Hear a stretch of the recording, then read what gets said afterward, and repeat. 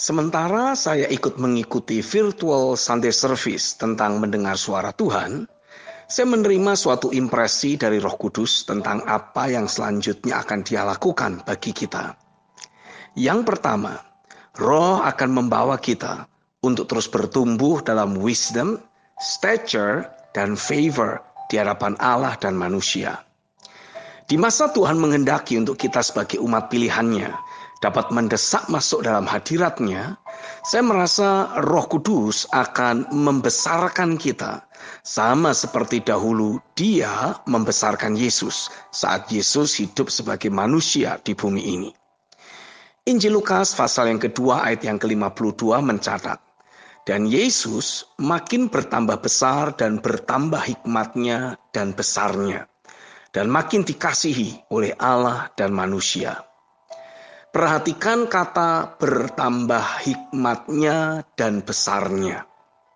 Kata hikmatnya ditulis dengan menggunakan kata Yunani Sophia, yang dapat diartikan sebagai luas, penuh kecerdasan, dan sering dipakai untuk menggambarkan seseorang yang memiliki wawasan pengetahuan atau berpikir yang luas. Amsal 3 ayat 13-19.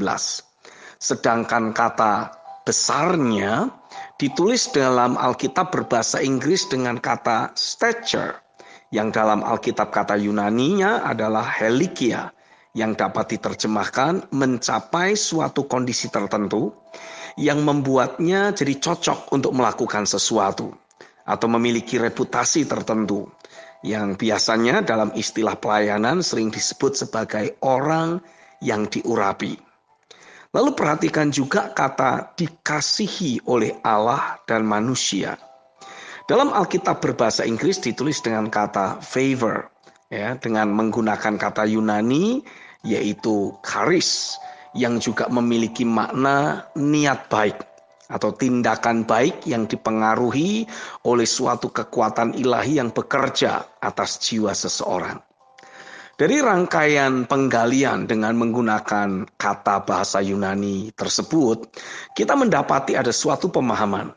Roh Kudus ikut berperan serta dalam membesarkan Yesus yang kala itu masih kanak-kanak.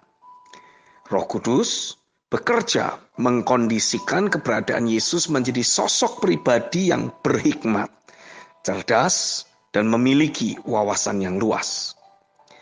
Prinsip ini sebetulnya tidak berbicara tentang kepandaian otak secara lahiriah, tapi lebih merujuk kepada kepribadiannya yang mengekspresikan hikmat Allah Bapa dalam kehidupan sehari-harinya.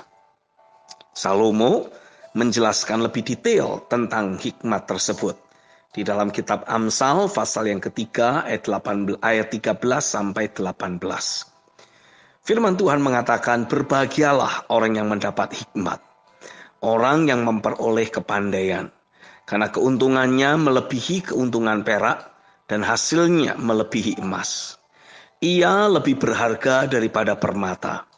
Apapun yang kau inginkan tidak dapat menyamainya. Umur panjang ada di tangan kanannya, di tangan kirinya kekayaan dan kehormatan.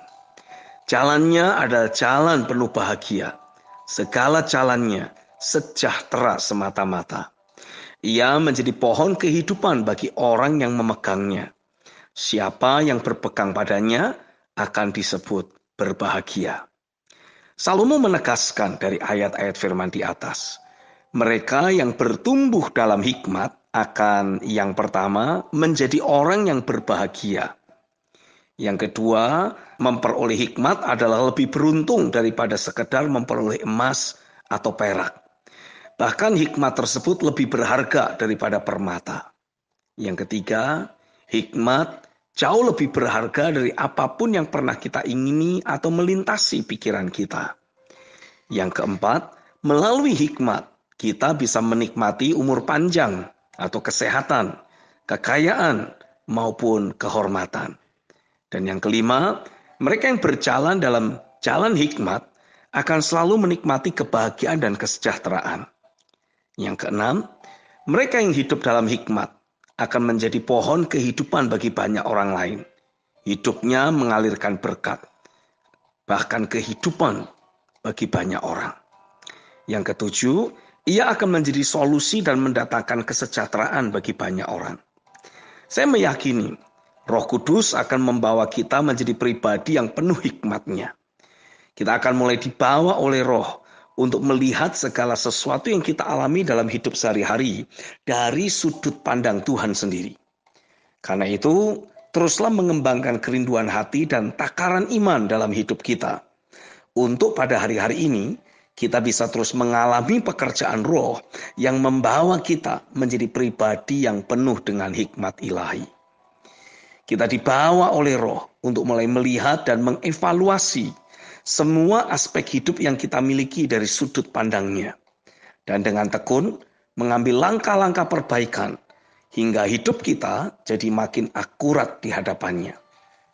Dengan Roh hikmat bekerja dan menuntun kehidupan kita, Allah sedang memposisikan keberadaan kita untuk menjadi jawaban atau solusi bagi kehidupan banyak orang.